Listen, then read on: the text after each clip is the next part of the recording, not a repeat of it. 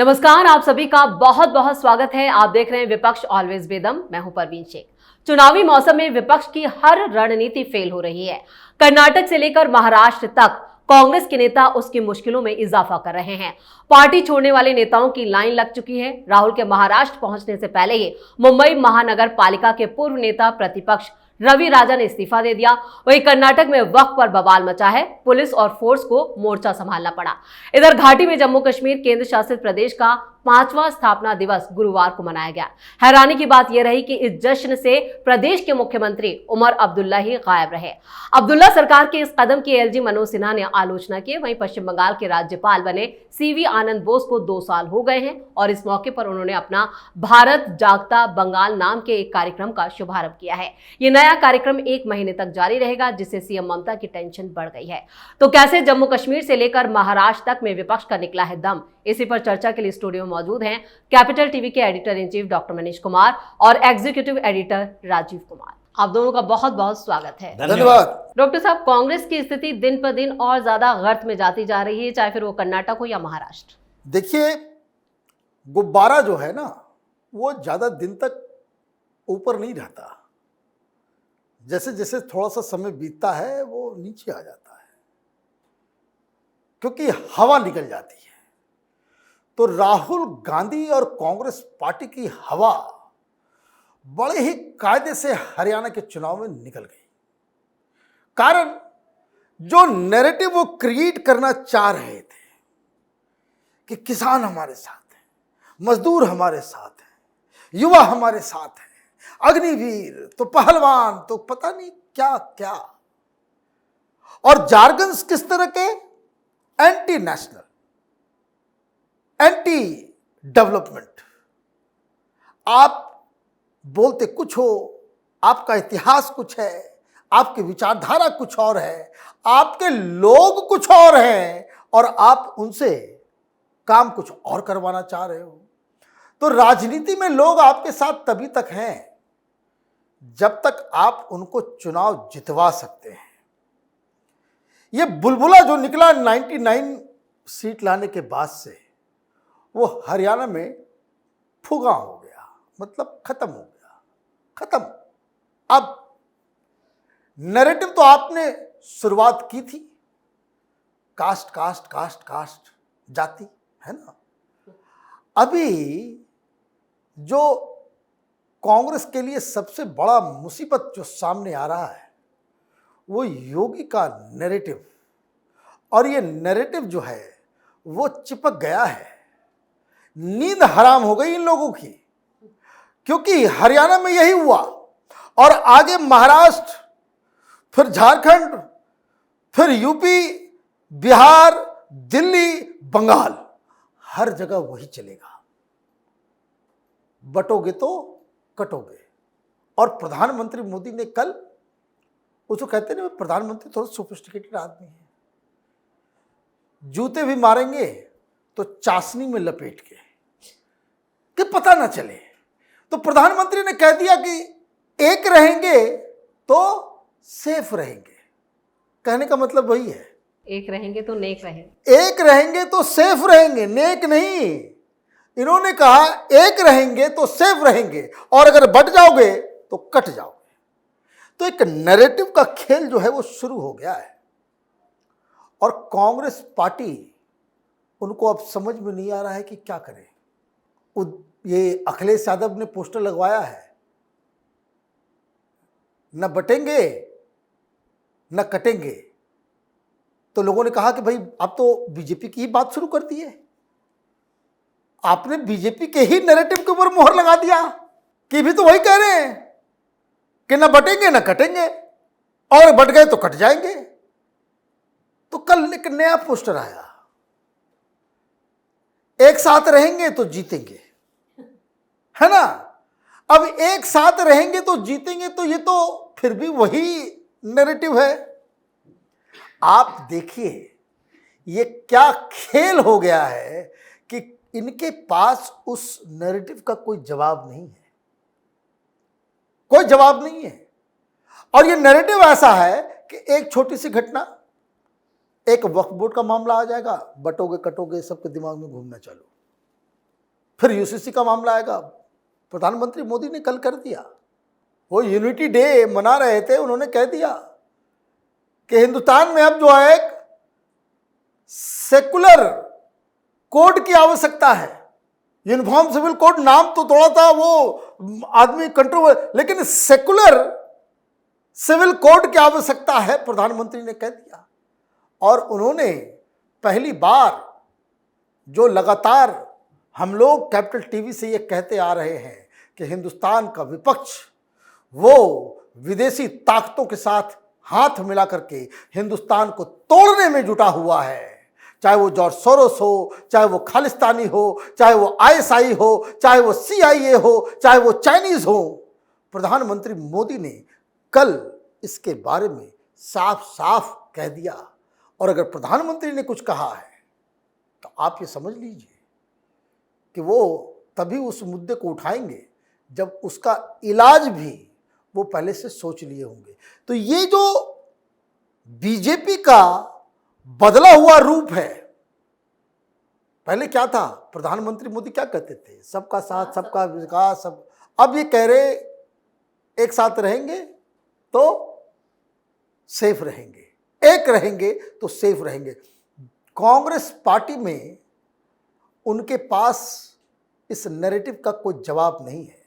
और ये नैरेटिव चला तो आंधी तूफान, योगेंद्र यादव कह रहे थे ना कि आंधी है, तूफान है, सुनामी है, तो सुनामी जो है महाराष्ट्र और झारखंड में देखने को मिल सकता है। बिल्कुल, तो यहाँ पर इस आंधी और सुनामी में कांग्रेस के बिल्कुल सफाई के चांसेस ज़्यादा बढ़ गए हैं। लेकिन कर्नाटक में वक्फ को लेकर जो बवाल मचा हुआ है, उससे किस तरह से कांग्रेस एक्सपोज हुई है? कांग्रेस में कर्नाटक में ही नहीं बल्कि वक्फ बोर्ड को लेकर जेपीसी की मीटिंग में भी बवाल मचा हुआ है। वक्फ बोर्ड की मीटिंग में अलग अलग जगहों से लोग बुलाए गए और वो प्रतिनिधि भी बुलाए गए जो पूरी तरह से कोई इस्लामिक ऑर्गेनाइजेशन नहीं है, कोई संगठन नहीं बनाया हुआ है। और इस पर कांग्रेस के तीनों मुस्लिम सांसद हंगामा खड़ा किए हुए हैं कि ये कैसे आ सकते हैं, विष्णु जैन कैसे आ सकते हैं, अश्विनी उपाध्याय कैसे आ सकते हैं। अश्विनी उपाध्याय वो व्यक्ति हैं जो वक्फ बोर्ड के पूरे चरित्र को लेकर सुप्रीम कोर्ट में गए हुए हैं कि ये तो बिल्कुल इलीगल है। तो उस व्यक्ति को आप बुलाकर कौन सा एविडेंस ले रहे हैं? ये सब ओरल एविडेंस है। तो वक्फ बोर्ड को लेकर जो अभी जेपीसी के अंदर फाइल तैयार हो रही है, जो रिपोर्ट तैयार हो रहे हैं, उससे कांग्रेस के ही नहीं पूरे जितने विपक्ष में बैठे हुए 6-7 सांसद हैं, मुस्लिम सांसद, उनकी परेशानियां बढ़ी है। और कर्नाटक में परेशानी बढ़ी है कांग्रेस की सरकार की कि आप जब जेपीसी की मीटिंग में पूरी तरीके से वक्फ बोर्ड संशोधन बिल के खिलाफ हो, तो यहां पर जो वक्फ वालों ने ये 1500 एकड़ जमीन हड़पने की कोशिश की है, उसको लेकर आप बैकफुट पर कैसे आ सकते हो? एक स्टैंड क्लियर करो। आप या तो इस पूरे संशोधन बिल का समर्थन करो कि अगर कर्नाटक में है, कभी तमिलनाडु में होगा, केरल में होगा, जहां आपकी सरकार नहीं होगी, वहां अगर होगा तो आप वक्फ के साथ खड़े रहोगे, और जहां आपकी सरकार होगी वहां आप इसके खिलाफ खड़े रहोगे। तो कांग्रेस में एक कंफ्यूजन का दौर चल रहा है, हर मुद्दे पर कंफ्यूजन, चाहे राम मंदिर का मुद्दा हो उस पर भी कंफ्यूजन, चाहे ये जो पूरे सोसाइटी में अभी कास्ट को लेकर चल रहा है उसको लेकर कंफ्यूजन कि हम जातियों के आधार पर फिर से वही 80 के दशक की राजनीति लाएं या फिर इस राजनीति को बदलने के लिए डेवलपमेंट का मुद्दा उठाएं, उस पर भी कंफ्यूजन है राहुल गांधी की टीम और दूसरे कांग्रेस की टीमों में। और इस कंफ्यूजन के बीच में क्या होता है, 4-5 बड़े नेता आपस में मीटिंग करते हैं और फिर बात करते हैं कि राहुल गांधी हमसे तो सलाह ही नहीं लेते, हम लोगों से तो बात ही नहीं करते, तो हम लोग राहुल गांधी के पीछे पीछे क्यों जाएं। और यही जब बातचीत चलती है तो खड़गे जैसे लोगों का बयान आता है, क्योंकि खड़गे बुजुर्ग नेता हैं और उनको समझ नहीं आता कि किस मौके पर कैसे क्या बोलना चाहिए। रात में मीटिंग के दौरान कुछ बात हुई होगी और उन्होंने सीधे तौर पर कह दिया कि देखो भाई अपनी औकात में रहो, ये ज्यादा राहुल गांधी के चक्कर में फ्रीबीज की बातें मत करो। और इस कारण से अलग अलग गुटों में कांग्रेस बटी हुई है, जिसकी वजह से अलग राज्यों में भी इनके पास गुटबाजी ऐसी हो गई है कि राहुल गांधी की टीम वहां भी अलग हो जाती है और जो वहां के लोकल लीडरशिप होते हैं वो बिखरते नजर आते हैं। यही वजह है कि हर राज्यों में देखिए चुनाव आता है, पहले लगता है कि नहीं कांग्रेस इस बार भारतीय जनता पार्टी को हरा देगी। लेकिन जैसे जैसे नजदीक समय आता है कांग्रेस कमजोर होती जाती है और परिणाम के बाद ये सिर्फ बहानेबाजी करते हैं कि किस कारण से चुनाव हारे हैं, क्योंकि ईवीएम खराब है, क्योंकि वहां के पुलिस वालों ने समर्थन नहीं किया, जैसे महाराष्ट्र में चल रहा है, डीजी के खिलाफ, आईपीएस अधिकारियों के खिलाफ, सिस्टम के खिलाफ, ईवीएम के खिलाफ। तो ये आधार कांग्रेस का बना रहेगा, अपनी कमियों को नहीं देखेंगे तो इसी तरह से टूट फूट कर बिखरता नजर आएगा। बिल्कुल, तो हारने से पहले ही बहाने ढूंढ लिए जाते हैं। बहाने तो ममता बनर्जी भी ढूंढ रही है, लेकिन जिस तरह से वहां के राज्यपाल सीवी आनंद बोस ने जो अभियान चलाया है उससे सबसे ज्यादा दिक्कत में है। देखिए दिक्कत तो है, लेकिन एक बात मैं कह दूं जी कि राज्यपाल साहब को थोड़ा सा नॉन पॉलिटिकल होने की आवश्यकता है। राज्यपाल को ये शोभा नहीं देता है कि आप इस तरह का कोई मुहिम चला, हाँ ये ठीक नहीं है, लेकिन क्या किया जाए। Extra ordinary situation demands extra ordinary action, यही एक दिक्कत है। बंगाल एक्स्ट्रा ऑर्डिनरी सिचुएशन है, क्यों? क्योंकि वहां की सरकार ने यह मान लिया है कि हम देश के कानून को ताक पर रखेंगे, हम केंद्र के साथ कोई सामंजस्य, कोई कोऑर्डिनेशन, कोई एकजुटता का कोई भी प्रदर्शन नहीं करेंगे। हमें कॉन्स्टेंटली 24/7 देश के संवैधानिक इंस्टीट्यूशंस के साथ लड़ाई लड़नी है। आप जब एक तरफा इस तरह का हमला करोगे तो राज्यपाल के पास कोई दूसरा चारा नहीं है। और इसलिए बिकॉज ममता बनर्जी का बर्ताव इस तरीके से है, तो उस वजह से राज्यपाल साहब का ये जो एक्शन है उसको जस्टिफिकेशन मिल जाता है। अदरवाइज मैं कह रहा हूं ये बीजेपी की थोड़ी सी कमजोरी है कि आपको थोड़ा सा प्रोएक्टिव होने की आवश्यकता है। अब ये दिक्कत क्या है?